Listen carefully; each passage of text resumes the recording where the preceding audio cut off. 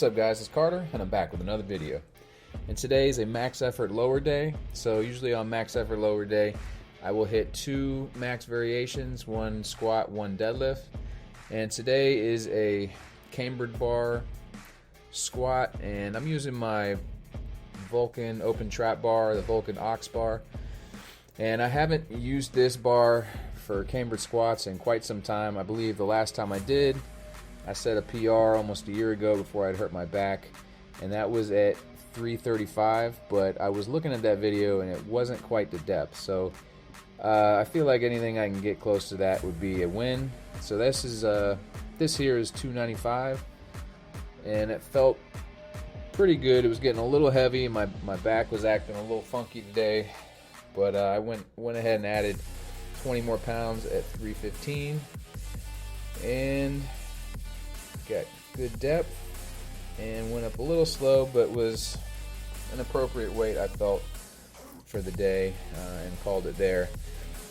Low back and hip is feeling a little funky today as I did those squats. I didn't feel so bad for deadlifts, but so we started ramping up here to a deadlift. We're doing a little bit of a deficit. Coach had programmed a 1-inch deficit, and I had a 1-inch bumper plate, but I was using it, but my feet kept sliding on it, so I went ahead and opted for this 3/4 of an inch piece of plywood. It was either this or a 1.5 deficit, and I opted for the 3/4 of an inch. And right there is a 315, felt pretty good. So I went ahead and upped it 50 pounds to go to 365.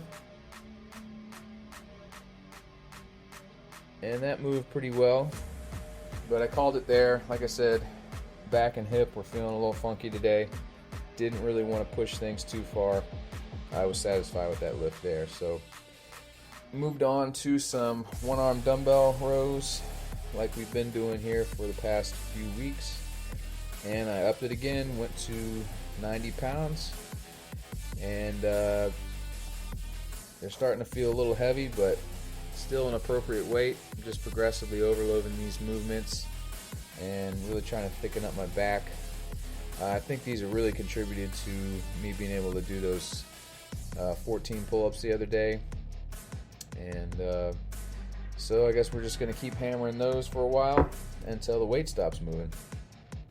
And then we moved on to belt squats, and I was chatting with my coach after the couple of max effort lifts and was letting him know about my low back and my hip kind of being a little bit inflamed. And he said, okay, well, go ahead, bring the stance in a little more narrow for the belt squats, and we'll kind of have to stay away from some of the wide stance stuff for now. We kind of think that the sumo deadlifts kind of aggravated it last week, and so we're going to just try to manage this as best we can and try to keep things moving here. But these belt squats felt good, a little more narrow than I'm used to, and was feeling a little more in my quads today, but still really good movement today. Still using 270, so it's more like with the cable weight ratio probably closer to somewhere around 200 pounds real weight. And then we moved on to the glute ham raises, and I was just super gassed by this point. This workout took me forever today. After those 2 max lifts, it just took everything out of me.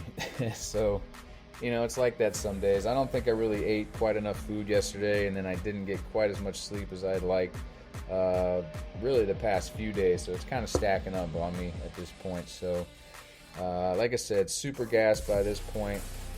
Trying to be a little more strict with the glute ham raises and getting a little less back extension like and more about the knee extension and working those hamstrings and glutes.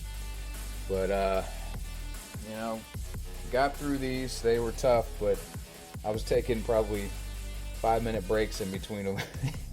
I was just so gassed. I really didn't feel like finishing this one, but I really wanted to get this work in so we can keep this moving. But and then afterwards we moved on to the reverse hypers. As always, moved it up another 5 pounds, and these things are moving again, feeling a lot better. And today these felt pretty good because, you know, this movement puts your spine in traction, you know, it kind of decompresses the spine, and I could feel it really pulling on my low back and, like I said, decompressing the spine. I was doing some dead hangs in between these as well, just doing whatever I can to help my back heal up between these workouts here. I got a dynamic effort lower day coming up on Saturday, so we'll see how I feel coming into that one. But that's going to do it for the video, guys. I appreciate you watching. Drop a comment below, hit that like button, and if you're new to the channel and you enjoyed what you saw, go ahead and hit that subscribe button, and I'll see you in the next one.